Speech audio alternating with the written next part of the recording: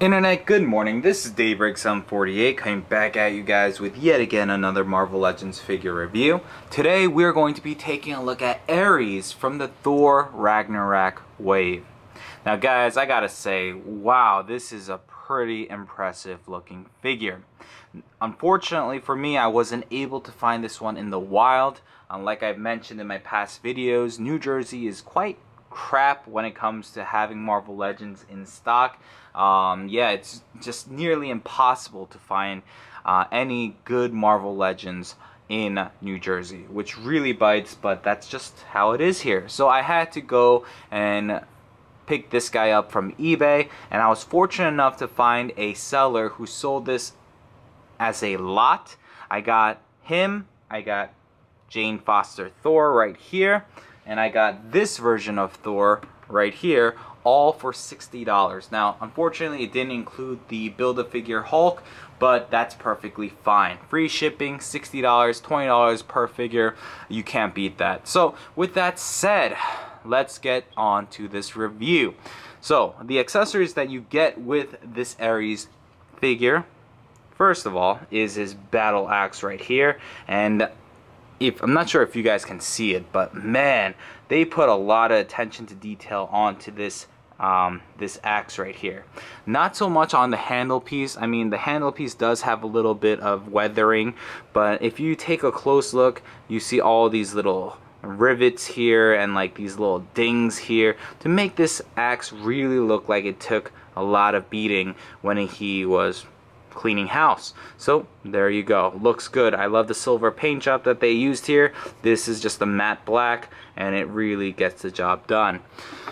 The next accessory that you get with your Ares is his broadsword right here, and if you take a look, like I said, there's a lot of little dings all over the place to make it look like this thing has been used in battle. So that's pretty awesome.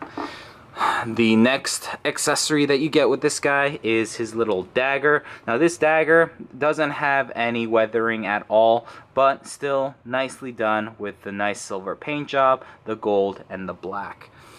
So very nice. Alright, moving on to, I mean, it's not really an accessory because you need this with a Ares figure, but it's his helmet. And my goodness, look at the top piece of this helmet. That is pretty freaking beautiful. The weathering, the paint job that they put into just this helmet piece looks freaking amazing. The gold is just plastic gold, which is perfectly fine, and yeah, it looks really nice. Now this piece is very pliable, so you won't need to worry about that thing breaking anytime soon. Alright, so now let's take a look at the Ares figure before I put on the helmet. Now, as you guys can clearly see, there's one huge thing that I just don't like. I understand why they did it, but my goodness, this, I don't like it. As you guys can clearly see, that face, what's wrong with this face? I mean, if he didn't have that black shadowing effect going on, I think that would have been perfectly fine. But they put that shadowing there so that his eyes would pop out a little bit more when it comes to him having the helmet piece, and I'll show you right now. See, the eyes kind of stand out because it's a darker surface, but if you take the helmet off, this guy just looks ridiculous. Now, I'm not sure, it's been some time since I've read any comics with Ares like with his helmet off, but I'm pretty sure he doesn't look like this. Does he? Leave it in the comment section down below, because I'm quite curious why they did that, unless they just wanted it to be that. But yeah, still looks pretty good with the helmet on. Just don't take the helmet off. That's just my suggestion to you. Now, that's my first little gripe. The second gripe that I do have with this figure is when it comes to the articulation, and I guess we'll just do that right now.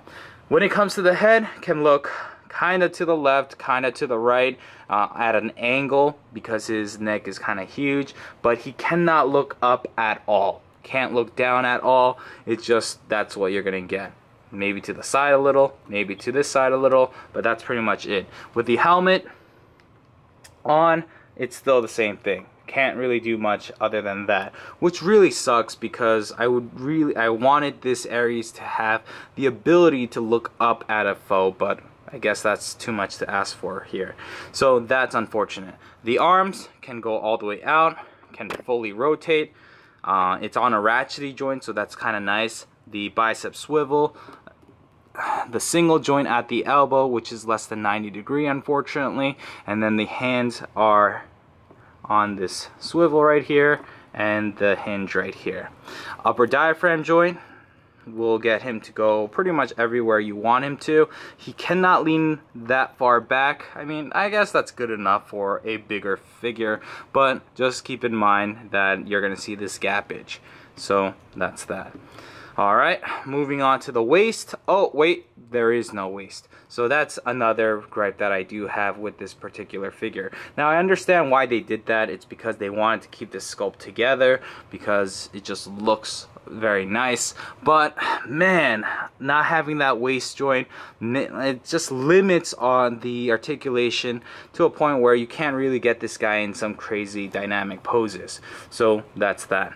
Alright, moving on, the legs are on this ball joint right here that's ratcheted, can go out that far, which is nice. There's a thigh swivel built in. Now if you guys are newer to the Marvel Legends community, if you want to maneuver this leg out, then you're gonna have to turn the peg so that's facing towards you and then pull this up.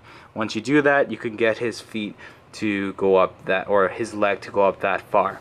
When it comes to the knees, I really like it. It's double jointed, and this piece of the armor covers that joint nicely, so it looks very, very fluid like.